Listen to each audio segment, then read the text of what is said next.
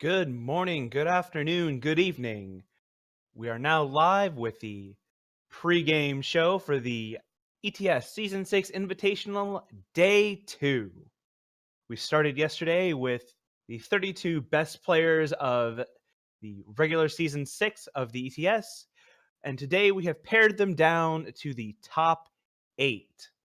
This is a double elimination tournament, so we have 4 players in the winner's half of the bracket who still have a little bit of life to spare. They can give away one loss um, before they're knocked out completely after they lose a second time. And we have 4 players in the lower half of the bracket where every single match for them is live or die. And as this is the top 8, all games are best of 5 with sideboarding after game 2. So that means we have 2 pre-board games and then at most 3 post-board games. And we are going to be streaming every single match of day 2. We're going to be starting with the lower bracket, then jumping to the upper bracket, and then we have a stream schedule set up for the rest of the day. So every single player will be shown on camera. We'll get to see all of their great play. It'll be awesome. And so our prizes for this event go out through top 8. So everyone in the event today is going to be taking home at least a little bit of money for their weekend. But the pricing is $250 total paid out through the top 8, with first place getting $80 and a direct invite to ETS Worlds, which starts in 2 weekends and will be running for 2 weekends on the weekends of the 11th and 12th and 18th and 19th. Second place in today's tournament will be getting $60. Third place will be taking home $40. Fourth place will be taking home $20, and then $15 for 5th and 6th, and $10 for 7th and 8th. And so, our players in the bracket for today are going to be in the upper bracket. We have our first matchup will be, in the upper bracket, we have Bruised by God versus Defter, and Lights Out Ace versus Thundershot. And then in the lower bracket, our first matchup of the day will be Serb versus Hythar, and then following that will be Visarius versus Moosh. So it's a little awkward in that we, reading winner bracket to lower bracket, but we're starting with the lower bracket. But sorry about that. So the other important prize for today's event is that all of these players are earning series points, which is one of our ways to qualify for Worlds. If you win an event, if you win a premier event, an invitational, or the midseason major, you're in. However, we also have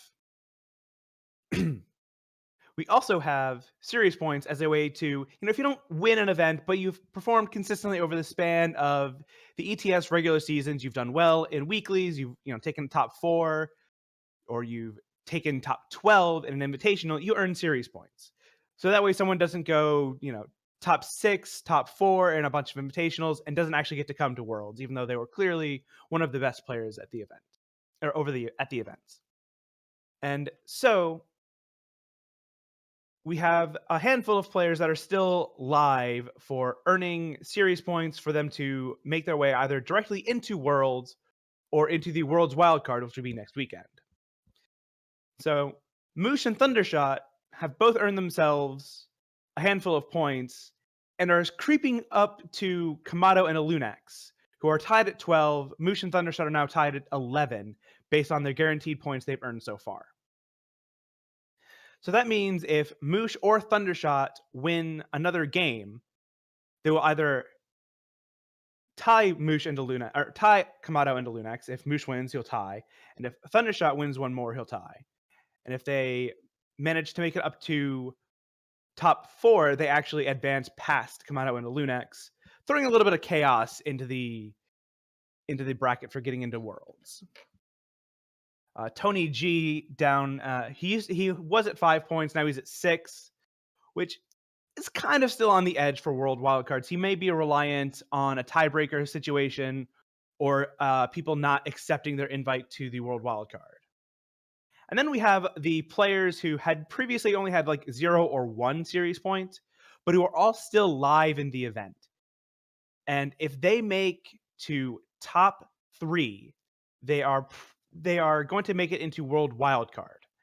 And if they win the event, of course, they'll make it to Worlds, but they cannot actually make Worlds on anything better than or anything worse than a win.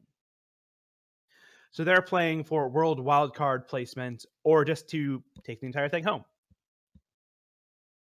And those players are Serb, Defter, our very own Lights Out Ace, and then Bruised by God.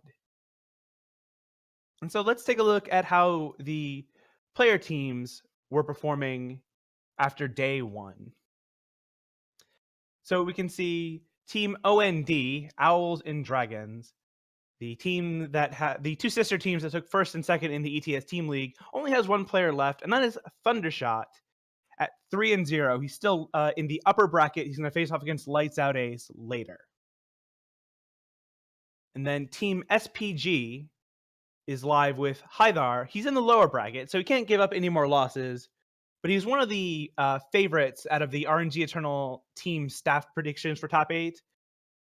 So I wouldn't be surprised to see if he makes it to top 3 in the finals. It is kind of tradition at the Invitationals to have a time mid-range / control deck to make it to the finals.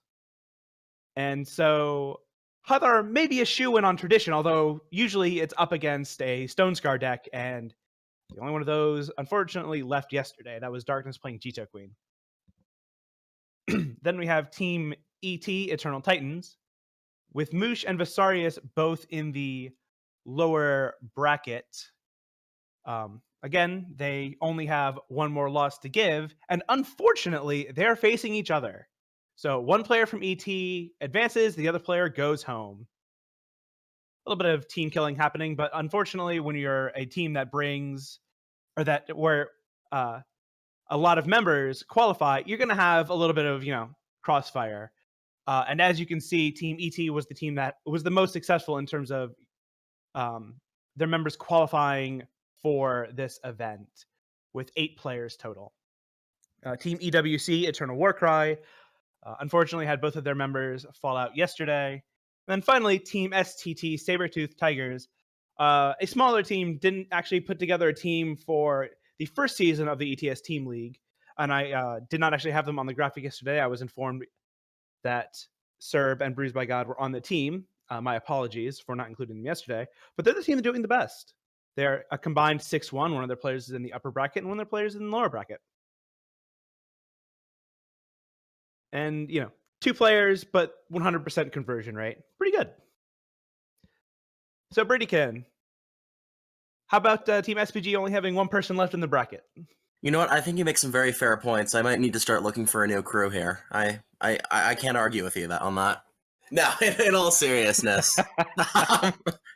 I mean, you win some, you lose some, and in a tournament like this, some people are going to make it, some people aren't. I'm not too disappointed in my team today, and I am definitely rooting for Hythar to make it through. Indeed. That was Bradykin, by the way. We have Bradykin and Sir Rhino back for the pregame analyst desk positions today. Bradykin, unfortunately, not playing in the event today because of some interesting circumstances and time issues. And Sir Rhino is become one of our permanent casters, although he is qualified for Worlds. So we'll probably see him take off the caster hat for a couple of weekends and fight it out again. Yeah, we'll see how that goes. Of course, there's the underlying story going on here that we might lose another caster to the Worlds event here, depending on how Lights Out Ace does today. I know he's not on a team, but I guess he's on team aReNGee casters that are somehow still good at the game. Unfortunately, I'm not on that team anymore. Ooh. Anyway, so now we have some win rate statistics, conversion rate statistics. aReNGee is throwing some shade at me, calling me out on that I used to be a good player. Can't really say any more. Well, I can't really argue with him about that.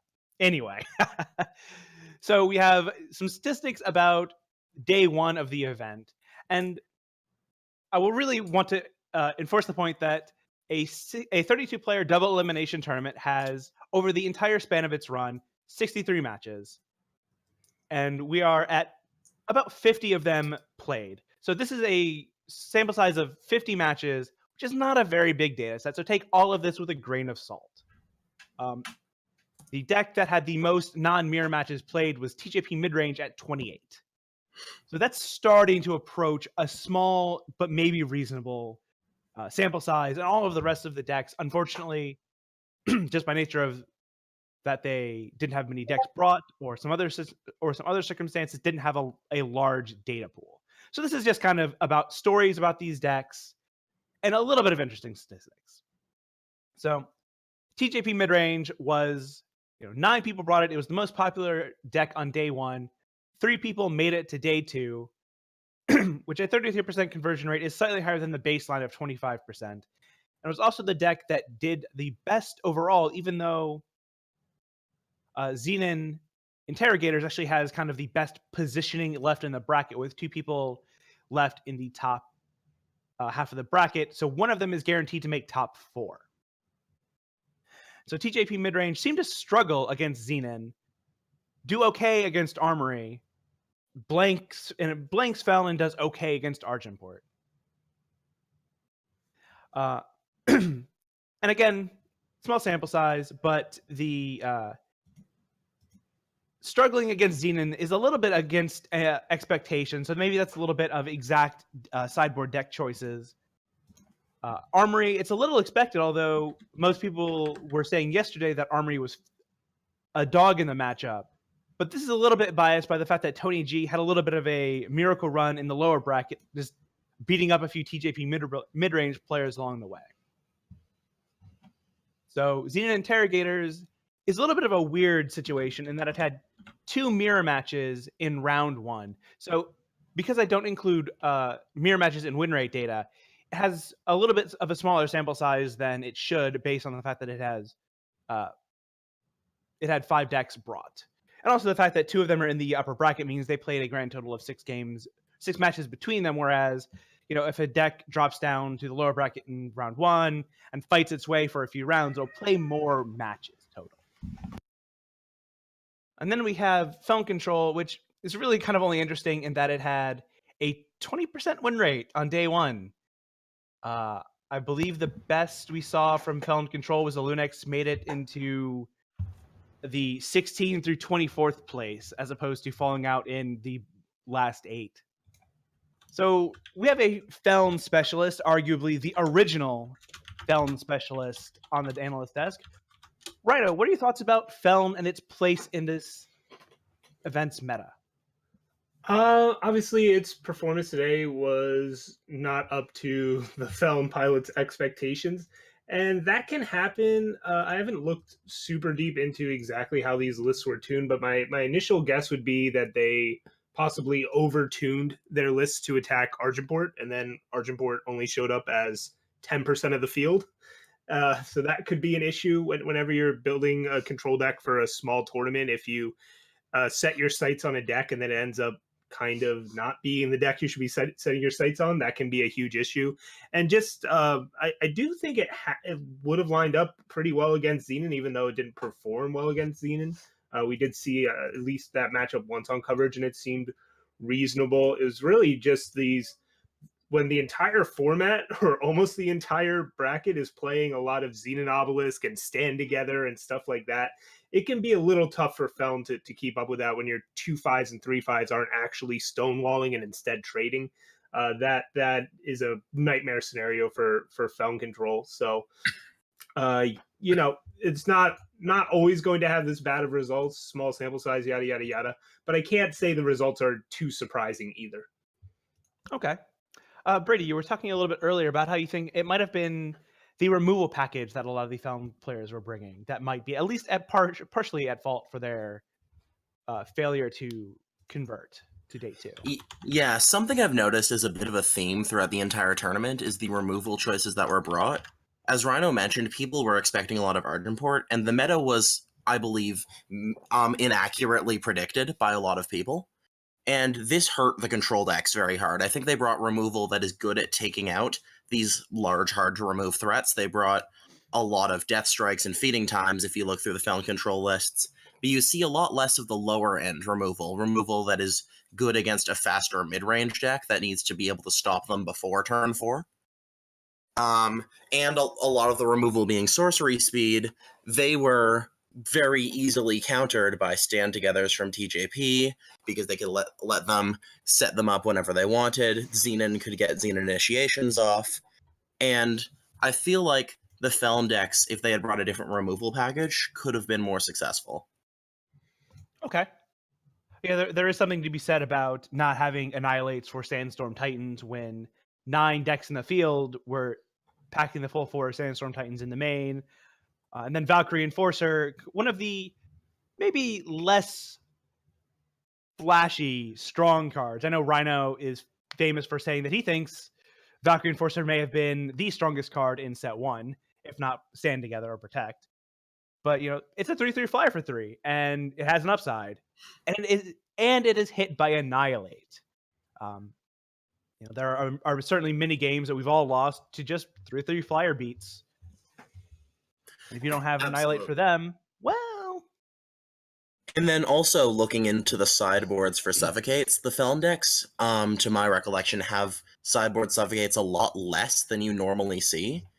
And thinking against the TJP mid-range decks, that's often the best way of stopping an Awakened Student before it becomes a monster. Mm-hmm. And it can also hit the Kothons, hit the Valkyries. It's definitely a card you want in that matchup. And the Seraphs, I should say.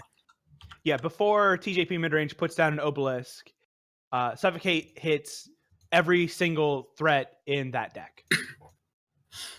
Except for the Sandstorm Titans, but yeah. Yeah. Or, an Awakened Student that has grown to massive size, of course, but... Like, I know when I played Felon Control, I tried to avoid the 4-cost removal at all costs. I think if you look at some of my old Felon Control lists, I maybe played 2 Death Strike total in the main and maybe had some in the side. And these lists are playing 3 to 4 Death Strikes and 3 to 4 Feeding Times. And that's just a lot of clunky 4-cost removal that these non-Argenport mid-range decks, they have enough cheap threats to kind of get under and over that kind of removal suite. Right. Yeah, one of the strongest plays in Felon is, say your opponent plays Sandstorm Titan, you end of their turn Annihilate, and then you play a big threat that is now uncontested on the board. And it's very hard to do that with Death Strike. Yeah. And, of course, impossible to do with Feeding Time. Yep, I agree there. So, again, it's one of those cases of you overtune your control deck for a certain matchup and it just doesn't pan out that way. I'm not saying that's the only reason that Felon wasn't successful here. There's plenty of other factors, but I think that's one that sticks out to all of us. I did want to bring up real quick because we unfortunately didn't get to see it on stream yesterday, but I do want to give a shout out to Danabor, who brought a fairly interesting iteration on Felon. He was kind of pre-boarded versus slower matchups with the Zindel's Gift in the main, Rain of Frogs in the main, Eye of Winter. 3 Rain of Frogs in the main. Yes. It's not often you even see more than 2 Rain of Frogs in the 90. Yes. We had kind of, on the back end, predicted him to do well just based on the overall tempo of this tournament. And he was actually bringing 3 Annihilates, but I guess he ran into some unfavorable matchups. I can't predict anybody that brings only 2 Varus favor to do well. Fair. I can't do that's against my inner moral code. I have to kind of agree with Rhino on that. There's so little punishment for bringing more. He did run into a Dark Cambrai list as his first matchup in day 1, and he just apparently didn't get quite the result he would have wanted. It was against Hythar. Well, one important thing to note, I think, about the speed of the format, as you said, usually when someone thinks of a meta full of mid-range and control decks, you think that's a slow format. But this, I don't actually think was. These mid-range decks are fast ones. These are, they're closer to aggro mid-range than control mid-range. And That is true. they are the kind of decks that if you fall behind on board, you can't recover. So Right. they get on board quick and they fight to keep it. Yeah, I would classify most of this field as aggressive. Not fire aggro, but still aggro. Just not, trying to kill you all the time on turn 5, but have a backup play and can go long. So that's why it's mid-range, right? It's capable of playing different roles, has a lot of flexible threats, but at the same time, they're looking to curve out and beat down. Yeah, I'd say that's fair. Especially for TJP mid-range, I believe that deck is really not an aggro deck only because it doesn't consistently put out, 2-drop, 3-drop, 4-drop. Well, Because sometimes it goes 1-drop into 2-drop with hold up whatever into 4-drop into turn 3 Sandstorm Titans aggro, no matter how you want to word it. But it can have very strong draws, but it can also have clunkier draws where it misses its influence, or it is playing mostly depleted influence. So it doesn't consistently kill you, kind of goldfish on turn 4, whereas fire aggro decks will. Same with Argenport mid-range. It can be hard to interact with, and it can kill you quickly. It's just they both require a little bit of setup. Argenport mid-range, of course, can have a 2, 3, 4, 5 curve. Argenport Instigator into Valkyrie, Enforcer, or Bart. Slap a Falchion on one of them. Play a Tavrod. But often, it's playing Avara's Favor on turn 2, or playing Avara's Favor on turn 3. Playing out a Valkyrie Enforcer as its first unit. Those are the slightly slower draws. So, yeah, I will agree that these are aggressive mid-range decks, or at least have the potential to have a very aggressive opening. Right. So, I guess another little pocket of the meta that did all right, all things considered, I think, and that's Armory, right? Going into this metagame, there were only 3 Armory decks, 2 with Tavrod in the main, 1 with it in the sideboard. I know Tony G just missed out on top 8, right? He had the winning into top 8, but got eliminated by I can't remember who it was in the losers back. Moosh, right? Yeah, Moosh took out Tony G. So we could be singing a slightly different tune about Armory if it at least gotten one deck into the top 8, but still getting close. 42% win rate, not great, but considering the field, not terrible when there was at least 5 Dawnwalker decks out there. And this TJP mid-range list definitely had a very good sideboard plan for Armory. We were seeing things like Humbug Swarm and stuff like that coming in for it. So it kind of got lumped in with Argenport as far as people had a plan for it because it had pretty good success towards the end of this season. And I think that contributed to its maybe seemingly lackluster performance. Yeah, Armory's win in the last Invitational of the Weekly may have been its downfall in the Invitational itself. It had a public, hey, look at this deck.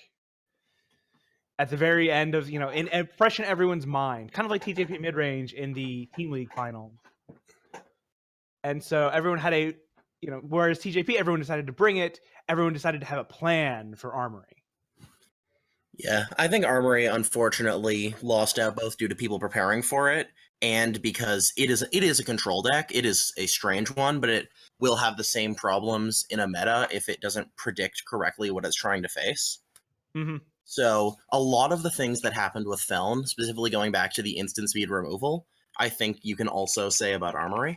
If you look through the lists, other than Torches, I believe there is 0 instant speed interaction anywhere in the 90s of any of them.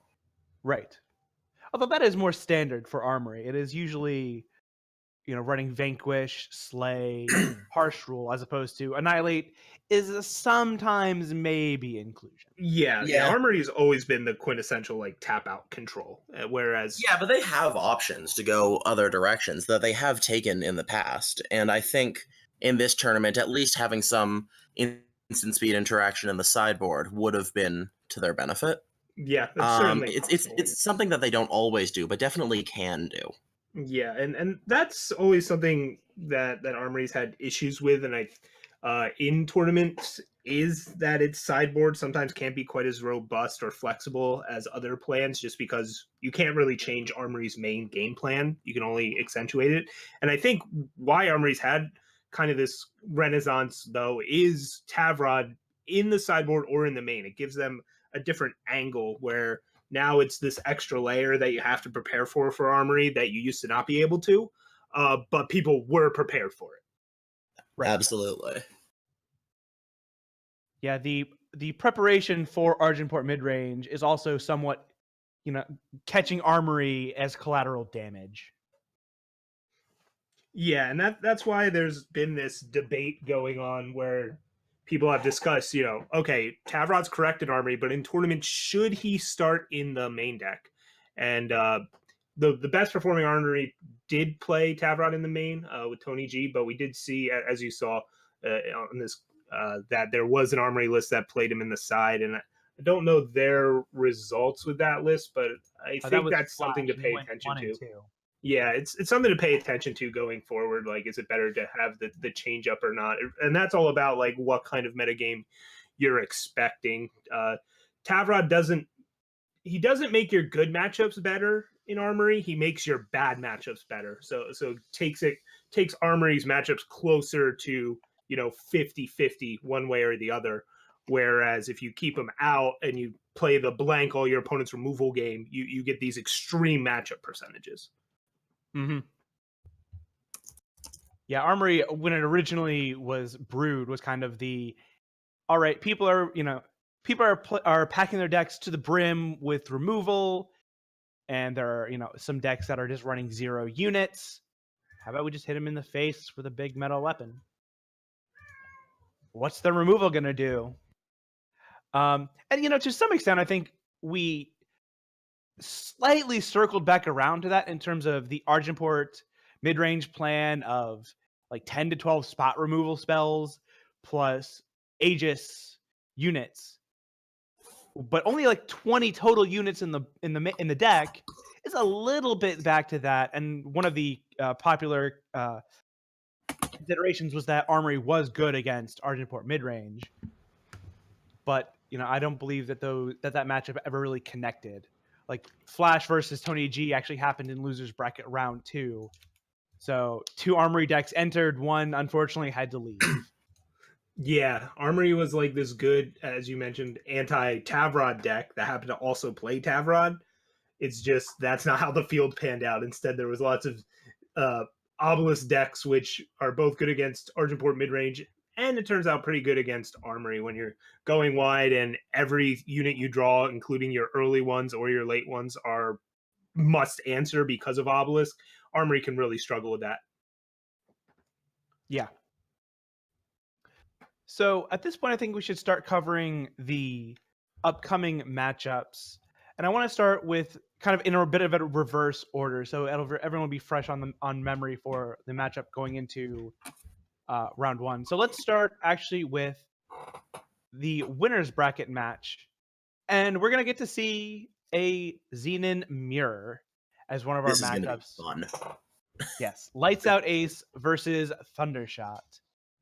Lights Out Ace has kind of long been one of the proponents of Xenon, although he was more in favor of the like big Xenon / control Xenon builds. So was I. Then, yes. And then then he's very... Sorry, go ahead, Rhino. Yeah. He was in favor of these big Xenon lists. And then this card called Orc Interrogator got printed. And I know I started building a lot of decks with it, and Lights Out Ace noticed it and started checking it out. And I guess he liked it, as he's bringing it here for, and it's been doing a ton of success with Xenon Interrogator, along with a few other players. I know you've been playing with Xenon Interrogator style list as well, Bradykin. Yeah, I've been playing with it a bunch. Had I been playing today, it is what I would have been bringing. And it is a very interesting deck. I like to think of it as a chameleon style deck because it can adapt if it's the aggro or the control based on the circumstances very well. And it's very good at grinding out a game just by trading resources and dark returning particularly valuable things to keep drawing cards or getting extra killer effects. It is a very interesting deck, and the mirror is one of the most hilarious mirrors I've ever seen. Occasionally, it just goes down to someone curving out better, but usually I find it results in who can put together the most degenerate synergies. Yes. Yeah, and there's some really crazy just interactions and lines of play that you allude to in this matchup. The key thing here being dances with banish, where both decks in this mirror are very similar. There's some minor differences. Thundershot has main deck Twin Brood Sauropod. I think that's the big highlight. Number of Xenon Obelisk main deck is slightly different. Lights Out Ace was going full 4 Death Strike main, stuff like that. But these are going to be best of 5 matches in the top 8 today. That's something to keep in mind, as well as that we're going to get to see all of them. So if any of these matchups that we talk about, you're like, man, I really want to catch that, you'll be able to catch it. You'll be seeing it. But with this matchup specifically, oh man, Banish being able to hit basically every unit except Carnosaur and also Obelisk on top of it turns into a lot of complicated combat math scenarios where it's like, all right, I can double block here and they can blow me out with Banish by either hitting Obelisk or by hitting one of my units. How do I do this? And it gets real fun. Yeah, one of the most important parts of the mirror is being able to resolve Xenon initiations. Like, not just on Dawnwalkers, though that is also amazing, but they can be kind of hard to use, yet have very large payoffs for using them, because of, if you look at the removal these decks are running, it's basically all instant speed. So if using an initiation something and your opponent banishes it, you're in a lot of trouble. So the most important thing to watch, I think, during the mirror is those little stack wars over the Xenon initiations, assuming that no one decides to go truly next level and board them out, which could happen. I don't think it's a good idea, but it could happen. Speaking of boards, I have to give Thundershot the edge. I have to agree with you there. Mainly, like, almost totally because he's got 3 Steward of the Past in the side, and that card can be a real headache. Not only does it shut down Dawnwalkers, but it's just a big deadly unit that just is annoying, and you have to deal with it. You have to always keep it in mind. It's a high quality threat that also can just make the rest of your dark returns and other things like that terrible for the rest of the game. Yeah, I mean, there's other great things that he has in his sideboard too, but the Stewards is certainly the biggest difference. Like, he can bring in the Annihilates, he can potentially bring in the Suffocates. Those are helpful. But the Stewards mean that Dawnwalkers on Lights Out Ace's side are significantly less effective than ones on Thundershot's side. Yeah. Because they're always at risk of being turned off. Yeah, I agree. And it's also just shutting down parts of Lights Out Ace's sideboard plans. Like, oh, I'm going to get into a grindy mid-range mirror. I'll bring in extra Dark Returns, right? And Lights Out Ace has 2 of those in the side that he could bring in. It's not going to do anything if your opponent's bringing in Steward of the Past and you're getting way less value off these Dark Returns that would hopefully be targeting these Twin Brood Sauropods you might be bringing in or something like that. So Lights Out Ace might have to come up with a pretty unique plan for dealing with this, because I think he won't be able to go over the top of Thundershot here, and instead will maybe have to get lucky with Cat Burglars and go under and snag these Obelisks or something like that. It'll be really interesting to see what plan Lights Out Ace has come up for with the sideboard here. Yeah, in talking about this mirror with people, generally speaking, I think there's 2 trains of thought. The first is board in all the grindy cards and play a game of trading tools, which is the fun route. But there also is the route of board out everything that costs 5 or more, bring in low-cost interaction, and try and be an aggro deck that curves out better. So it'll be interesting to see which one of them decides to do which. Yeah, and again, I think we would bank on Lights Out Ace doing that, but Thundershot's it just seems like he's got a much clearer sideboard plan for this matchup. I mean, full 4 Suffocate, 2 extra Annihilates. Even the Varus choices could be really good here in terms of being a tempo or grindy card, right? You can either target something on board or go into the hand and rip something out. So just a lot more straightforward stuff, where Lights Out Ace just has some real blanks. Like, Hourglass is not going to be an all-star in this matchup. Lethrai Falchion the opposite of what you want to be doing here. You were already talking about how Xenon Initiation has its drawbacks. Falchion has those amplified even further. But again, anything can happen. It's a best of 5. They still play 2 games pre-board as well, and I kind of like Lights Out Ace there with less obelisks to start and a slightly lower curve, more straightforward removal. But it'll be a real fun mirror to watch. I agreed. Looking at the next matchup, we have TJP mid-range versus Xenon Ramp, which has a deck that has done very well in this tournament, and it's one of representation. What are your thoughts on this matchup? Yeah, so this is the other winners bracket matchup. Both players undefeated. I've really enjoyed what I've seen out of Bruised by God's Xenon Ramp deck so far. Just those 4 Power Stones making this deck capable of turn 3 Sandstorm Titans, or if you follow it up with a Secret Pages, you get very early Waystone Infusers or Mystic Ascendants, and then you just go from there, right? The deck just draws cards, generates lots of power, then uses that power to draw more cards, which all of those cards are also threats on top of it. You can activate Ion way sooner than usual. It's really, really sweet and is clearly done very well. So I kind of like it here in this matchup where both of these are mid-range decks. One's trying to curve out with threats, the other's trying to ramp out higher impact threats sooner. Yeah, I unfortunately haven't gotten to witness much of the deck, so it's a deck that's kind of hard to imagine, but when it's working well, I can imagine it works really well, as you're describing. Mm-hmm. I'm looking at the matchups it's done thus far, and I believe it has faced one of the deck it is about to face in the tournament. Yes, it has faced one in Kamado. Yeah. So it has some experience against this at least, and it's possible that Defter hasn't faced this deck before. Yeah. Now, Defter is aware of this matchup, so could have been testing it last night or something like that.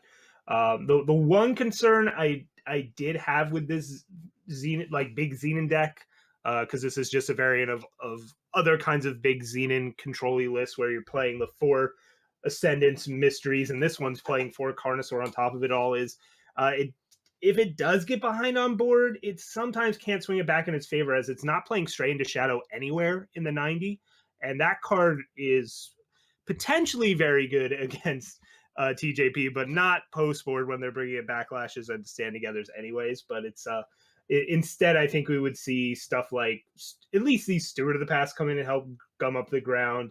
Probably the last 2 Sabotages as well.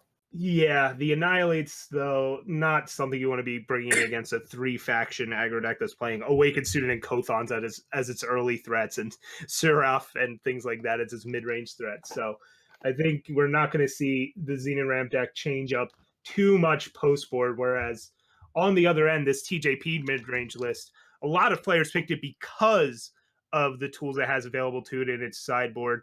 Although Defter's going about it... this is actually a different style of TJP mid-range than the ones we were seeing before. I just realized this is not the Initiate of the Sands build, where it's a little bit... This one's a little bit slower, but a bit more consistent with the full 4 Stand-Together, 4 Obelisk main deck. Interesting. Now, I think that probably is actually good for the Xenon mid-range, that this deck can't come out of the gates so quickly. Mm-hmm. That feels like it increases Bruised by God's odds here. Yeah, I can agree with that idea. I do want to interject real quick. Defter is one of the few people that actually has 2 Reality Ward in the sideboard. Yeah. Which is a card that avoids Banish, and except for Champion of Mystery, is a little hard for or a Mystic Ascendant that's gotten 2 activations. It's a little bit hard to punch through. Yeah, post-board, this TJP mid-range list will be able to have 3 Vanquish, 4 Permafrost for all of these like big singular threats that Bruised by God has, and that could end up being very useful. Just cheap units and then cheap removal backed up by good protection like Stand Together. That's a really strong strategy against the Xenon Ramp deck. Yeah, it's hard to say who will win that one. One thing I did have to notice about the Xenon deck, if it can get through here, its sideboard is amazing against Xenon. It should be really strong against the Xenon killers. So, whoever wins this is facing Xenon Killers next round. So there is some very good chances for him, if he can get through this round, to make it to the next one. Yeah, and even if Bruised by God loses this one, again, this is the winner's bracket. He'll be alive and well down in the loser's bracket instead. None of these players are going to get eliminated after this match that we just covered, both this one and the Xenon Mirror from before. They're just playing to stay in the comfiness that is the winner's bracket. Indeed. Yep, they'll always have a second chance, but of course, it's better to stay up there. Oh, yeah. So speaking of the people in the lower bracket, let's talk about Visarius versus Moosh real quick. It is the team kill match, both of them on ET, and it is also the TJP mid-range mirror. And all of the team ET decks were very similar to each other. I don't believe that this is a 90 card mirror, although I think it's maybe like a 88 card. Yeah, I'm not seeing differences in the deck lists on initial glances. There's probably something, but we're really just looking at the same deck facing each other here. Yep, and the key to this matchup that we've seen so far is just who gets out to the fast start, the consistent start, who has the initiate into the first threat, who can establish their board first and then leverage their obelisks and crystallizes and stand togethers better. That's really the key to this matchup. There's some intricacies to it just because it has flexible, powerful cards, just like the Xenon Mirror. But this is really, really, really, I think, about getting on board first and establishing that tempo. Yeah, upon comparing the decks a little bit more, I think they are the same 90. I'm not seeing anything I think different. you are actually correct. They're both Team ET players, right? So they just brought the same deck, I believe. So yeah, it served them well. They're both 3-1 so far in the tournament, but they are going to have to eliminate each other. That's the thing with the tournament. There's only one winner, and there's quite a few more non-winners, we'll call them, in a tournament. I like all the creative names you come up with for the non-winners, as you put them this time. Yeah. I think alternative winners is still your best one, but I got to give credit to Lights Out Ace for that one. We share a lot of great ideas, it turns out. Okay. Yeah. Anyways, in this matchup, I honestly, whoever gets first more often probably is more likely to win. I feel like going first is really important in this mirror. Mm-hmm. What are the key cards that can break the going first advantage in this mirror? I would say Initiate of the Sands is the big one, where it's like, all right, now I can kind of match your curve out. I just have to invest in Initiate, or I can leapfrog you, depending on both players' openings. But really, it's just about hitting that influence and getting that established. But if you are on the draw, you could potentially go like Initiate into Suroth into Titan, kind of skip over the 2-drop stuff and see if that's enough to at least stabilize you and swing it back in your favor. Okay. I think the other one in a longer game is Seraphs could probably be very effective, unless they can find a silence for them, like the Vanquishes and the Eileen's Choices don't kill them. So Seraphs could be useful, and in a longer game, Xenon Obelisks are probably highly relevant, which makes sense when it's in just a 90-card mirror. Yeah, in the long game, the most important interaction, other than, as you said, just having the obelisk to have the bigger board, is crystallize. Once the game goes long, you can just get to a point where it's like, all right, if they have crystallize, I don't have stand together up, this game's over. So there will be that stand together crystallize dance in the mid game, and then once you go to the sideboard, that even exacerbates further as backlash and things like and extra stand togethers could come in. Absolutely. This is a matchup that unfortunately I don't have much or any experience playing. I've never actually piloted this deck before. Mm-hmm. I spent a little while kind of panning it before admitting that, yeah, it's actually a pretty good deck. So, so I've never actually piloted it, therefore I've never played a mirror. I'm trying to imagine how they sideboard. Yeah, I'll agree that I'll admit I also have not played this version of the deck or tested it at all. So I'm just speaking from watching and that experience. There's 4 less chalices in this color scheme than I'm used to. So yeah, I mean the power base on this thing is really is every time I look at it, I'm like, man, that is it is wild just seeing this 3-faction deck with the 7/2/2 for sigils and only the 6 seats, the 4 seals, the 4 barons. It's a very finely tuned power base to try and minimize depleted power while still hitting just the right amount of fixing, with Amber Acolyte helping out in that regard as well. Those 4 Seeks, 3 Amber Acolytes doing a whole lot of lifting in this list as well. Mm-hmm. But it's a really cool concept to be like, all right, let's build a 3-faction deck that consistently actually has turn 1 Initiate of the Sands. And I think this deck does a really great job of achieving that goal. Yeah, Indeed. I agree completely. It seems like the mana base works most of the time, just from watching it on stream and playing against it, more often than you would think this style should. Like, the mana base gets a lot easier when you're not trying to play Initiate of the Sands. This is a very different mana base than a slower 3-faction deck would run, because they don't need that many untapped turn 1 time sources. Right. We're used to the older style of TJP midrange with its false princes and Cersos more just being a lot greedier on its influence requirements in terms of how you wanted to curve out, but also having theoretically higher threat quality, right? Where this is more about speed, get on the board, and use Crystallizer, Stand Together, and Obelisk to accentuate that. Mm-hmm. So if we look at our last matchup, which I think is also our first matchup of the day, we see Hythar versus Serb, which, please tell me I'm remembering this correctly, is Dark Combray against our 3rd TJP deck? No, Argenport midrange for Oh, Serb. whoops. Yep. That's Serb what I get brought for not Argenport double-checking. midrange. Yep. The only Argenport midrange deck to make it into the top 8, but there were only 3 to begin with. So Serb repping Tavrod in his maybe favorite home. And this should be an interesting match as well. Hythar just recently tumbled out of the winner's bracket. Serb has been working his way through there for at least one round, right? Just took out Tobo to stay alive in losers round 5. Actually got sent down to the losers bracket by Defter, who we were talking about was up against Bruised by God, so had lost to that TJP mid-range list.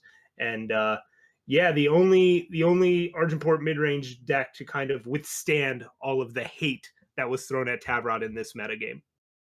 Yeah, and I think it's about to experience a little bit more of that hate as we see a deck with a full suite of slays. The banishes, while not good against Tavrod, are good against the rest of the deck. And I think that Hythar's deck can do pretty well. I'm not going to give too much away because I was talking with him as he built this, but Argenport was definitely on his mind. Right. Yeah. I think the big wild card in this matchup or card to pay attention to isn't Tavrod, but Bartolo. Yeah. And you might initially think, oh, Combray might have problems popping Aegis. They don't have things like Vera's Favor or Lightning Storm, but there's a secret MVP lurking right there in the middle of the list, and that's 3 Combray Healer, because that's your Aegis popper in a lot of spots if you don't have your Desert Marshals or you don't want to double up on Vanquish, Banish, or Slay. And also that double protect, that might end up getting pointed a lot more at Serb's units than you'd first expect. Yeah, absolutely. I mean, it's kind of the old Combray trick to popping Aegis, which has never really been more relevant than it is when you're fighting a Bartholo. Mhm. But he's got the traditional tools for that. There's always the good old double Desert Marshal, which you don't get to do very often, but you get to make your opponent feel very bad when you've done it. Yeah. And just because of this high density of 1-for-1 removal, if a Bartholo gets equipped, you can throw 2 pieces of removal at it and not be losing out in cards. So Hythar definitely has ways to handle Bartholo. He doesn't have a giant abundance of ways, but he probably has enough. Now, on the other end, there is one. So Serb's Argenport midrange isn't quite what I would call traditional Argenport midrange. I mean, that the core is still there, right? You got your Barch, your Bloodletters, your Auric Rune Hammers, Enforcer, Doom, all that stuff. Only 3 Falchion instead of 4, but there's 3 Extract in the main board, 4 Tranquil Scholar, the weapon of choice as the early game plan. Sometimes you'll see Argenport decks go with Sabotage. Some you'll see with Tinker Overseer. Serb opting to go with Tranquil Scholar, which I'm a big fan of. It's a really fun card that can do some really. You can just take over the game depending on what it rolls. But man, the Extract was a real bold call. I wonder what that was for. I mean, I think the Extract was expecting there to be a lot more aggressive decks, which I'm guessing the Extracts have not been performing for Serb incredibly well, and he is going to be excited to board them out. They do not seem particularly effective in this matchup or against most of the fields we're seeing here. But it's not the end of the world. It's not a dead card. It's just not a particularly good one. The Tranquil Scholars, I agree, I enjoy a lot. When they first got revealed, I actually misunderstood their mechanic and thought you had to choose the target before being told what the keyword you got was. So I was doing some very weird things with them before figuring them out. But they can definitely just win a game under the right circumstances, and you don't get punished too much if they don't roll very well. Yeah, there's really only one I find like awful hit, and that's like Overwhelm. You almost never care about getting a 2/2 Overwhelm or giving any of your units Overwhelm. Almost anything else is pretty nice, like Endurance, Aegis, Warcry, whatever, you name it. Charge on Tavrod, that happened to me last night. It was scary. Killer on Tavrod as well is pretty disgusting. So there's a whole lot of good hits and not a whole lot of bad hits. Yeah, and then there's of course the best one, which is Revenge, because Revenge on Tranquil Scholar is insane. Yeah, it's not quite as good against a deck packing this many silences, but still it could force out a silence in a spot that this Bruce Conbray list may have wanted to save for. Exactly. Also, if Hythar's list, if I recall correctly, it is lower on the silences than a traditional big Combray. Some cards had to be cut to make room for all this removal, and one of those cards was the Valkyrie Enforcers. Yeah, always sad to see Valkyrie Enforcer get left on the side, but when you're main decking Harsh Rule, it makes sense to trim some of your early unit plays and instead just, something's got to get cut for Slay and Banish, as you said, and Valkyrie Enforcer is a reasonable choice. They're opting to go with Combray Healer essentially over it because it's maybe a little bit easier to cast, not double justice early on, and it was a little more flexible in what it can do. Indeed. Yeah. Who are you putting your money on for this matchup? I think I'm gonna go with Bruce Combray. But man, especially once this gets to the sideboard with all those protects and sabotages potentially flying around, it's going to get ugly and also really awesome. Yeah. I don't think there's a clear winner in this matchup. I feel like the Bruce Combray is better pre-board. I'm trying to see what the Argenport player brings in post-board.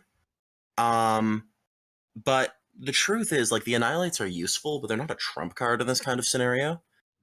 The Protects can certainly be helpful. I think I'm going to have to agree with you on Bruce Combray. I think he's slightly favored overall, but it could definitely go either way based on the draws or the plays. Yeah, if Serb can avoid in the first two games drawing too many of those extracts, I think they've got a reasonable shot as well. Yeah. One unfortunate thing about the extracts, in this kind of matchup against Big Combray, you'd usually be thinking, well, at least I can hit the Valkyrie Enforcers with them. Oh, wait. So, there's actually nothing they kill other than Desert Marshals and Temple Scribes, which is obviously not what you're trying to do. Yeah, the best case scenario for extract in this matchup pre-board is your opponent's at 3 health, and you get to hit them in the face with it. And it's the most expensive Scry 1 effect ever. And so with that, I believe we'll be wrapping up our pregame analysis. So once again, thank you to Sir Rhino and to Bradykin. Rhino, do you want to say anything real quick?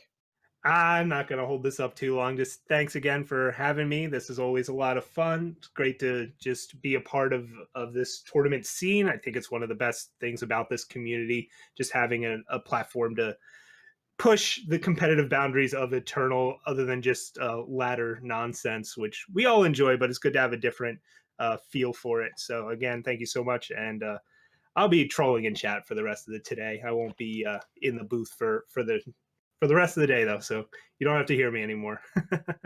I'm just going to Control-C everything Rhino said and say it in my own voice. All right. Thank you both again. This has been an interesting hour. I think you gave us some great insights on the upcoming matches and on the tournament so far. Thanks for having me. And enjoy the tournament, everyone.